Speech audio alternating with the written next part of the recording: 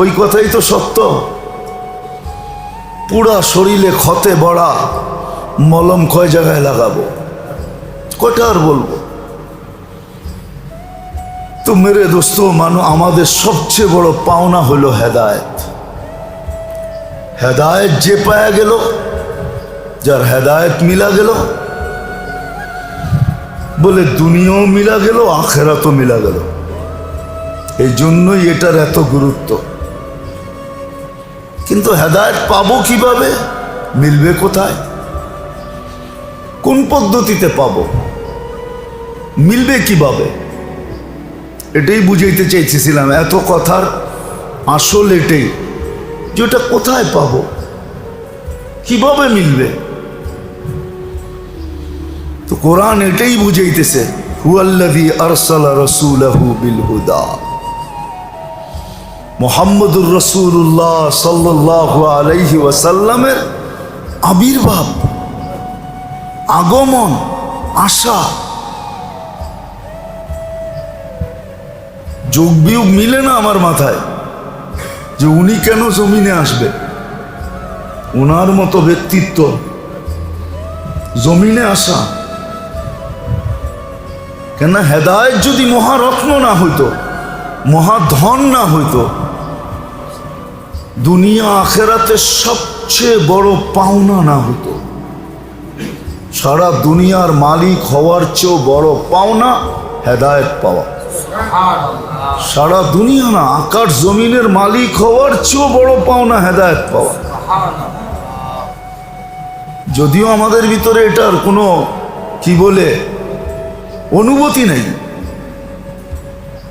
এটা আমরা অনুমানই করতে পারতেছি না যে এটা আবার কি, অনুমানই করতে পারতেছি না আমরা যে আকাশ জমিনের মালিক হওয়ার চেয়ে বড় জিনিস হলো হেদায়েত পাওয়া। কেন? আকাশ জমিন একদিন থাকবে না, কুল্লু মান আলাইহা ফান, এটাই সিদ্ধান্ত। একদিন এটা থাকবে না, আর এটার মালিক যে হবে সেও থাকবে না। ইন্নী কাতাবতুল মৌতা আলা মান তাহতা আরশি, আরশের নিচে যে আসে সে মারতে হবে। যত মানুষই মালিকের দাবি করুক, এই কথাই সত্য হবে যে একদিন না একদিন কানে ধ্বনি আসবে, জাহাবাতিল আমওয়াল, তোমার সমস্ত সম্পদ মালিকানা হাতছাড়া।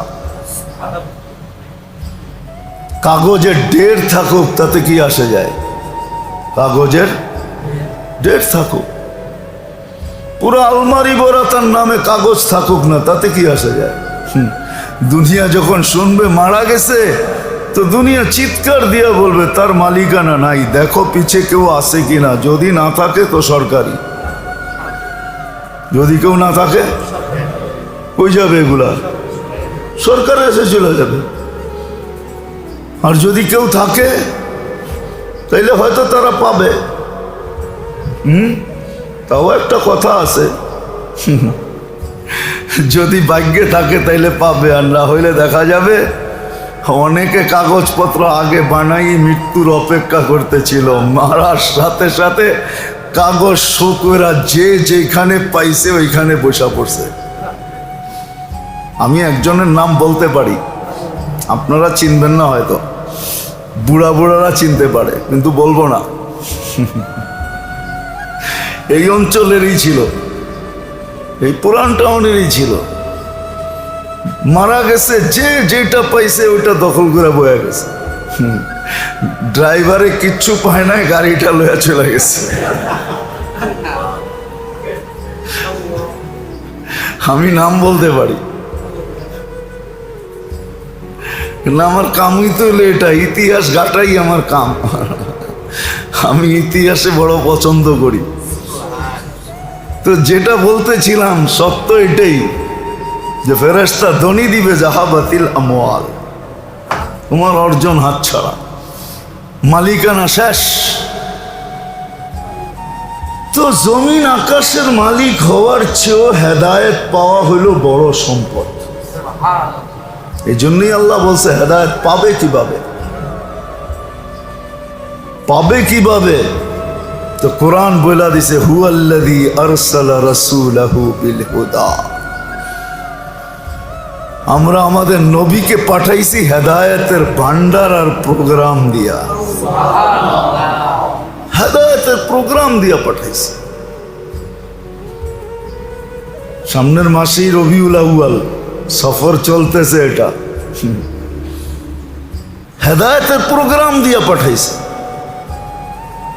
যে মানুষ সহজে হেদায়েত পায়, চাওয়া শুধু চাওয়া থাইকা না যায়। যেমন আমাদের অনেকে বলে নামাজ পড়া দেখছি কিচ্ছু হয় না, বলে না অনেকে? হ্যাঁ হ্যাঁ, ওরে জিজ্ঞেস করতে হবে কেমন নামাজ পড়ছো, আগে এটা বলো। কেমন নামাজ, কেমন নামাজ পড়ছো এটা আগে দেখাও। নামাজ যদি নামাজ হয় তাহলে আজকেও ওই পাওয়ার আছে যেটা 1400 বছর আগে ছিল। এটা পাওয়ার কমে নাই, পাওয়ার কমে নাই।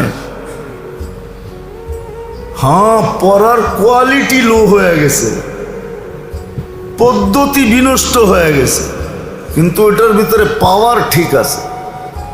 আজও বহুত মানুষ আছে 2 রাকাত পড়া কাম পটায় নেয়।